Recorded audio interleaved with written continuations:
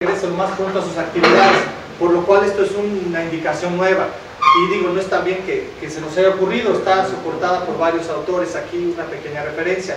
Un desplazamiento superior, aquella que esté un fragmento próximo a protuir, una fractura expuesta que son las menos, así como la lesión vasculonerviosa, el hombro flotante y la fractura bilateral. ¿Cuáles son las contraindicaciones? Y realmente aquí sí son muy absolutas. No hay que creer, no es recomendable querer hacer el valiente si vemos estas situaciones. Sea una infección de la piel en el área quirúrgica, una quemadura en el área quirúrgica, ancianos con vida sedentaria o mal estado general del paciente.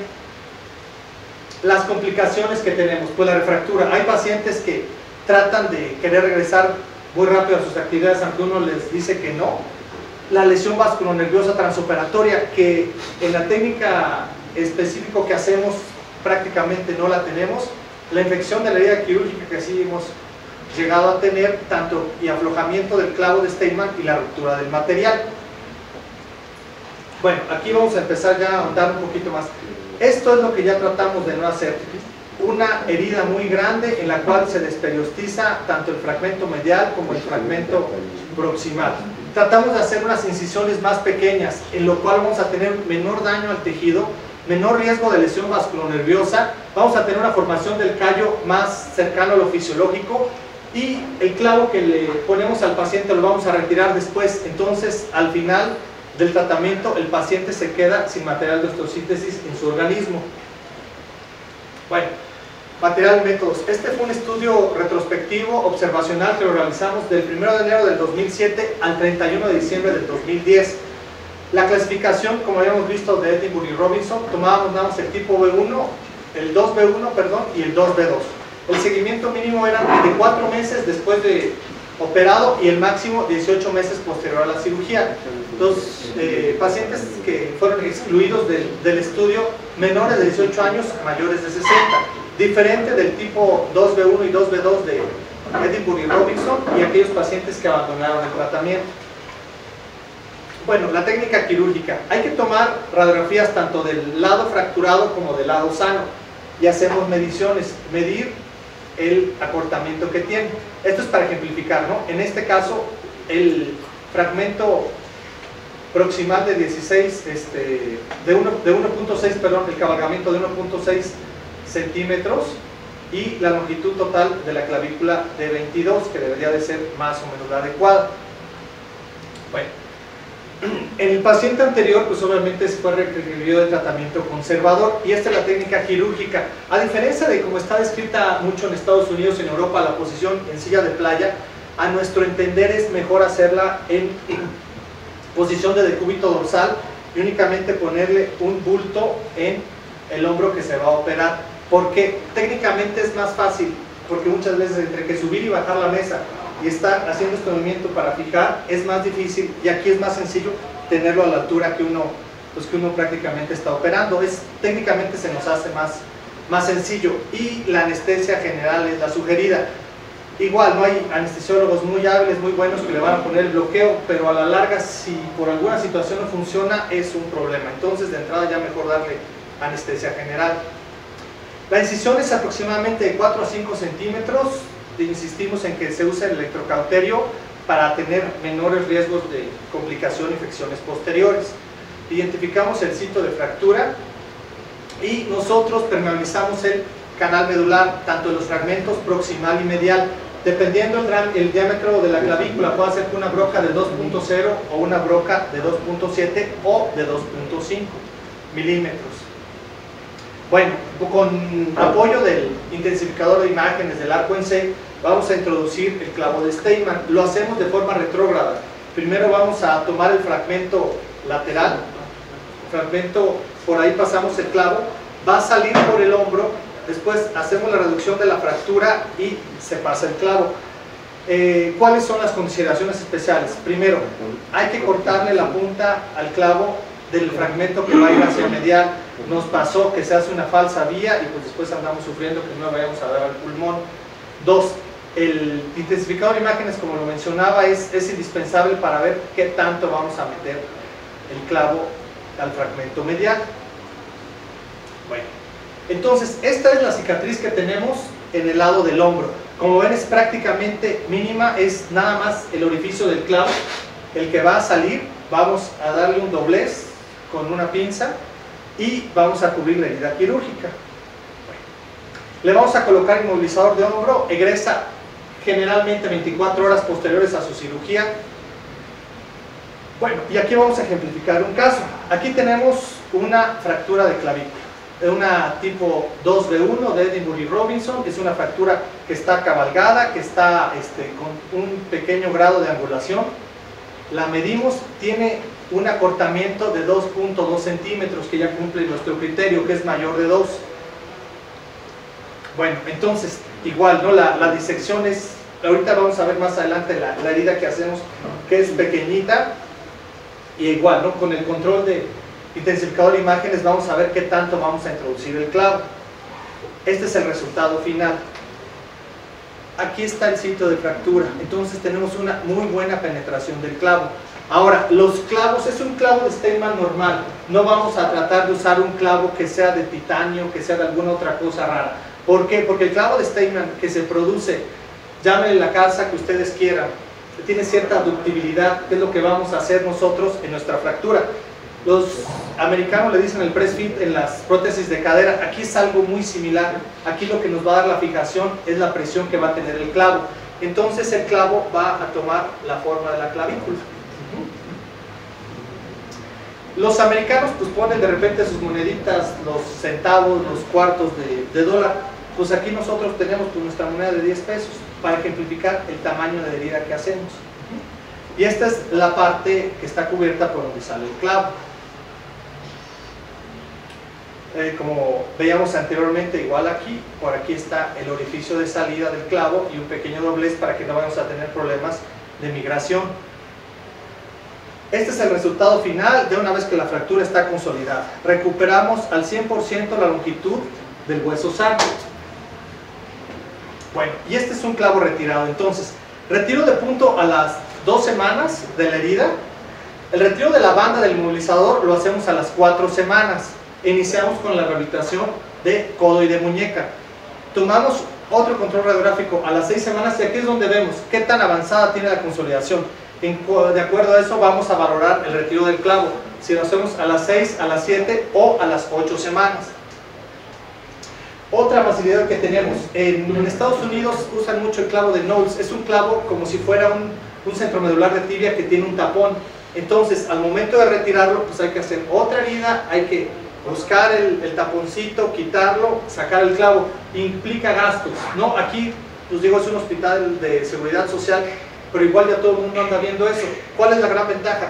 Esto lo hacemos en el consultorio, no requiere más que darle una pastillita para el dolor, el nombre que ustedes quieran, y con la pinza sacarlo.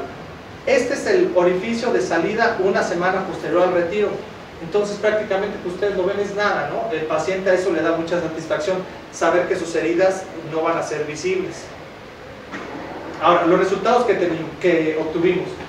Como habíamos mencionado, de 2007 a 2011, en el estudio captamos a 15 pacientes, 9 hombres y 6 mujeres, el rango de edad de 19 a 50 años. Como ya lo habíamos visto, la clasificación de Edinburgh y Robinson, del tipo 2B1 10 pacientes, del tipo 2B2 5 pacientes. Por lo mismo que tenemos que el lado dominante generalmente es el derecho, aquí tenemos más fracturas de clavícula del lado derecho 9 y 6 del lado izquierdo. El acortamiento de la clavícula fracturada con respecto al lado sano fue de 22 a 40 milímetros y el tiempo de consolidación 6 semanas en 3 casos, en 7 casos en 7 semanas y en 5 casos en 8 semanas. Ahora, aquí en la clasificación para ver el movimiento hay un poco de controversia. Hay dos clasificaciones que son de las más utilizadas, la clasificación de la Universidad de California en Los Ángeles y la clasificación de Constant. Aquí, ¿cuál es la situación? Estas clasificaciones se diseñaron para lesiones del hombro, realmente no son unas clasificaciones que haya como tal para clavícula, razón por la cual nosotros únicamente tomamos en cuenta 3 parámetros: la flexión a 160 grados, la rotación interna a 90 grados y la rotación externa a 80 grados. ¿Por qué? La clasificación de Constant, por poner un ejemplo, valora 120 puntos. Entonces, no va a ser lo mismo en una persona de 35, 40 años a un señor de 58 años. Entonces, hay mucha discrepancia. De hecho, que esta es un poco más usada en Europa, aún así ellos mismos no están muy de acuerdo con este tipo de clasificación, que así lo refieren en sus estudios. Otra situación, para que sea más fácil llevar a cabo realmente el seguimiento, pues tratamos de hacer valoraciones más sencillas. Entonces, únicamente que alcanzaran estos parámetros. 5 pacientes lo realizaron a las 10 semanas, 2 pacientes a las 11 semanas y 8 pacientes a las 12 semanas. Complicaciones, tuvimos básicamente 2 que son las más importantes, con las cuales lo mencionamos para tener cuidado. A un paciente tuvo aflojamiento del clavo, se salió el clavo. ¿Qué pasó? Pues le pusimos el inmovilizador, se le quedó más tiempo el inmovilizador, su fractura consolidó. Esta es una radiografía a los 6 meses posteriores, en cual tuvo un callo pues aceptable, no la longitud que nosotros hubiéramos deseado. Y en un caso, en el lado medial, se me rompió la broca de 2 milímetros. Ahí se quedó, ya nada más tratamos de impactar un poquito más el clavo, pero pues gracias a Dios no hubo mayor problema. Este es el paciente del cual veíamos la radiografía anteriormente. Es visible el callo, pero el movimiento está completo. Ahora, la discusión. El tratamiento continúa siendo controversiado, partiendo nada más desde si hacerlo conservador contra quirúrgico. Desde ahí hay muchas corrientes, y esto pues siempre lo platicamos con el paciente, ¿no? Nosotros le ponemos las opciones, él es el que decide qué es lo que le podemos hacer. Y ya si el paciente se decide operar, pues asimismo también tenemos otras opciones. Tenemos las placas, que pueden usarse placas de reconstrucción de tercio de caña, los clavos de Steinmann, los clavos de Knowles, los clavos de titanio. Tenemos pues ahora sí que muchas opciones. Tanto de uno como de otro hay ventajas y desventajas, ¿no? El clavo, entre las ventajas, pues es que nos va a permitir retirar lo que no se le quede nada, nos permite una incisión muy pequeña.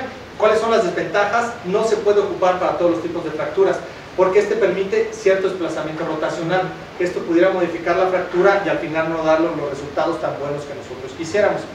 Las ventajas de la placa pues son las contrarias, ¿no? Que sí permite prácticamente para cualquier tipo de fractura su uso. Las desventajas que nosotros encontramos, es rara la persona que tenga una gran masa o que no tenga tan expuesta la clavícula. Entonces a la larga empieza a haber pues un roce que es molesto, amén de la cuestión estética, ¿no? Que ya se hace muy marcada, y que pues mucha gente tiene que ir a una segunda cirugía para retirar este material de osteosíntesis. La discusión, bueno, en esto, la selección del paciente es indispensable. A lo mejor se pudieran tener más pacientes, sí, en este estudio, pero realmente el éxito fundamental pensamos que es este. Si el paciente está bien seleccionado, vamos a tener buenos resultados a la larga. En los hospitales de gran concentración como es tendemos a irnos sobre una cosa y empezar a operar en serie. Entonces es eso de lo que yo aprendí aquí y lo sigo haciendo allá. Hacer ciencia en conciencia y hacer cirugía en serio, no en serie. Como pues muchas veces me enseñaron y se sigue haciendo, cada paciente es diferente. No tratemos de a todos los pacientes hacer un método, porque vamos a caer en muchos errores y a la larga pues el que la va a pagar va a ser el paciente. Y otra situación, va a haber fracturas que uno las ve que va a requerir a fuerza tratamiento quirúrgico, pero como consejo, si el paciente no se quiere operar, que le vaya bien. Tratar de convencer a un paciente que no se quiere operar es tender a la alfombra roja las complicaciones, y de verdad digo, por experiencia, los que hemos operado yo un poquito nos ha pasado esto, pero ¿para qué le dije todo el calvario que luego no le toca? Bueno, como conclusiones, estamos proponiendo una opción terapéutica que en lo particular nos ha dado excelentes resultados funcionales en todos los pacientes operados. El material de osteosíntesis no implica un costo elevado, y digo aquí, yo supongo que hay muchos que no son todos de aquí del DF y que van a regresar a su lugar de origen. Entonces de repente ese es un choque cuando uno sale de la especialidad, que no puede hacer todo lo que uno aprendió. Entonces estas son de las cosas que se pueden llevar, que la pueden reproducir fácilmente en cualquier lugar en que ustedes estén. Es fácil conseguirlo, no necesitan que se vaya de aquí el técnico a ponerse en el lugar en que ustedes estén. Yo, ya actualmente en cualquier lugar es fácil conseguir un clavo de Steinmann de 2.7 o de 3.2 milímetros. Y lo que mencionamos, hacemos mucho hincapié, el resultado es excelente en pacientes seleccionados. Se va a reincorporar rápidamente a sus actividades en forma temprana y tenemos una mínima cicatriz. Y las conclusiones, no tuvimos casos de pseudoartrosis, No requerimos de un segundo procedimiento quirúrgico para retirar el clavo al paciente, que va a incrementar los costos, y al final del tratamiento el paciente no queda con material de osteosíntesis que pudieran requerir del retiro en un futuro. Bueno, y ya nada más lo que les mencionaba al principio, este trabajo lo presentamos en la primera reunión internacional sobre avances en cirugía mínima invasiva, como les mencionaba, por la Sociedad Latinoamericana de Ortopedia y Traumatología, y digo, aparte, pues eran transcongresos de la Sociedad Latinoamericana y de hombro y codo. Este lo presentamos en la modalidad de cartel y pues obtuvimos el tercer lugar a nivel latinoamericano, por lo cual pues estamos muy orgullosos y muy contentos de haberlo presentado aquí con ustedes. Gracias por su atención.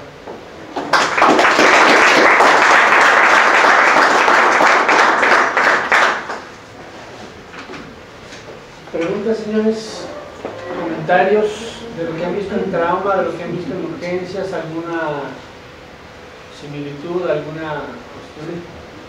Cuando hacen el paso retrógrado, porque ahí en las fotos, había una foto en la que se veía como que el orificio del clavito era posterior, la parte posterior, sale por la parte de atrás del hombro. Así es. Entonces no sale a la articulación acromioclavicular, sino que se va a la parte de atrás. Exactamente. Esa es la idea, tratar de evadirla para que no vaya a tener problemas posteriores. Entonces entra en la primera curvatura. Así es, ahí es donde se sale. Ahí es donde De hecho, al irlo pasando, otra cosa, hacemos el paso retrógrado con perforador neumático, pero es recomendable hacerlo con perforador manual en el fragmento medial para no tener problemas de que se vaya a migrar, y segundo, para irle dando la forma también a la curvatura de la clavícula. Sí, es totalmente posterior. Aquí está. Si la articulación acromioclavicular nos queda totalmente alejada. Gracias. ¿No se podría obviar el uso del intensificador de imágenes? Al final, con una radiografía simple o unas dos placas, ver qué tan profundo está y... De que sí se podría, pero realmente si está el recurso es mucho mejor. O sea, vas a verlo, ¿no? Es una herida pequeñita, vas a ver que entra, pero para estar seguros de que no vaya a haber una falsa vía, esa es la razón principal por la cual pedimos intensificador de imágenes. Igual sí se puede hacer, ¿no? Conforme va uno teniendo más práctica, bueno, adquiriendo más sensibilidad. Sí se podría hacer, nada más por el paso de enviar tiempo, de que el tiempo quirúrgico sea más corto, ocupamos también intensificadores. Pero sí, bueno, en lugares donde uno opere, si no hay intensificador de imágenes con el tipo de rayos, se podría hacer. Ahí la segunda posición que se podría hacer es hacer una lordótica para hombro, en el cual el problema tal vez sería tener que inclinar al paciente para que se viera en otra posición. Y a veces aquí nos hemos explicado en algunos pacientes que han traído el trauma, en los cuales tienen el problema de qué tan separados están los fragmentos, uno anterior y otro posterior. Darle la lordótica, lo que logramos ver es esto. Esa pudiera ser la segunda posición. Bueno, y este es pues, el póster que pusimos allá en Cancún, y este fue el que con el cual obtuvimos el tercer lugar. Si quieren darle una leidita, de los R3 y R4 que están aquí, ¿ustedes qué experiencia tienen cuando hacen su rotación en trauma, sobre todo en las urgencias? Me imagino que ven muchas fracturas de clavícula. En el otro hospital, ¿cómo están abordando estos casos de este tipo de pacientes? ¿Quién dice yo?